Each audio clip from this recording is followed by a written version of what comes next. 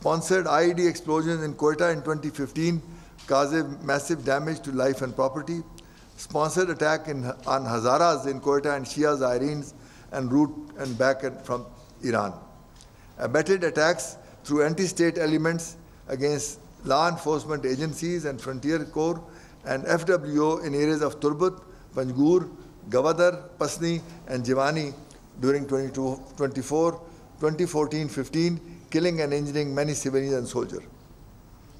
The court found Mr. Yadav guilty. The espionage case against Kulbhushan was tried by the FGCM and concluded under Pakistan Army Act Section 2 and Official Secret Act 1923. His sentence was endorsed on 10th April 2017. The proceeding of this case went through different stages in accordance with the legal requirements over a period of 1 year. Following is the timeline. Confessional video statement of Kulbhushan Yadav, the active raw operative, 25th March 2016, that is 23 days after he was arrested. Initial FIR in CTD Quetta, 8th April 2016. Initial interrogation, 2nd May 2016. Detailed interrogation, 22nd May 2016. Joint investigations team constituted on 12 July 2016. Confessional statement under Section 164 Criminal Procedure Code, 22nd July. Recording of summary evidence, 24th September. First proceeding, 21st September. Second proceeding, 19th October. Third proceeding, 29th October. Fourth proceeding, 12th February 2017. That sentence endorsed on 10th April 2017. From the outset, transparency was ensured in the proceedings in the trial of Commander Kulbhushan Yadav. Following steps were specifically taken to ensure transparency under the Pakistan laws and Pakistan Army Act. His confessional statement was recorded before a magistrate under Section 160. Proceedings were conducted under the law of evidence, that is Qanun-e-Shahadat 84 in the competent court. A law-qualified officer was provided to defend him throughout the court proceedings. All statements of the witnesses were recorded under oath in the presence of the accused in the court. Commander Kulbhushan was allowed to ask questions from the witnesses. During the trial, a fully qualified law officer of Judge Advocate General Branch, JAG, remained a part of the court. Punishment after the trial was awarded by the highest court, by a highest forum. As per law, Kulbhushan Yadav has the following available options. He has the right to appeal within 40 days to an appellate court. He may lodge a mercy petition to the COS within 60 days by the decision by the appellate court.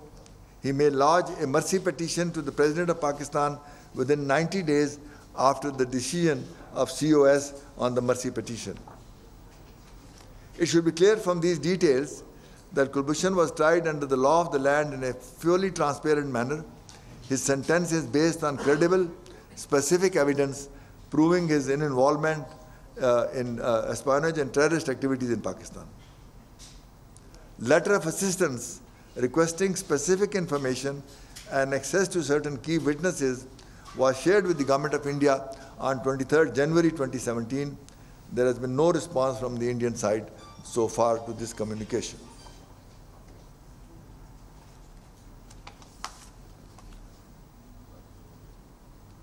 Looking at the case, I would like to India why Kulbhushan Yadav was using a fake identity impersonating as a Muslim. Why would an innocent man possess two passports, one with a Hindu name and another with a Muslim name? Since India has no credible explanation about why their serving naval commander was in Balochistan, it has unleashed a flimsy propaganda campaign. Inflammatory statements and rhetoric about premeditated murder and unrest in Balochistan will only result in escalation, serving no useful purpose. We also condemn the baseless allegations from India, especially in the light of the fact that it was non-cooperation and lack of Indian response to Pakistan requests for legal assistance, due to which consular access has not been provided to Mr. Yadav. May I mention in this context that India has not allowed consular access to many Pakistani prisoners for many years despite repeated requests. We now expect India to behave responsibly and refrain from issuing statements that will further aggravate people-to-people hostility.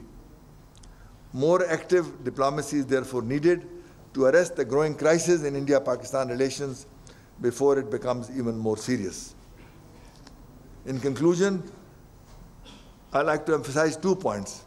First, all political parties are unanimous that the award of death penalty after due process and overwhelming evidence to a foreign spy who was not only carrying out subversive activities in Pakistan, but actually promoting terrorism is the correct decision. Second, the whole nation is solidly united against any threat to Pakistan's security that may emerge in this context. Thank you. Thank you very much.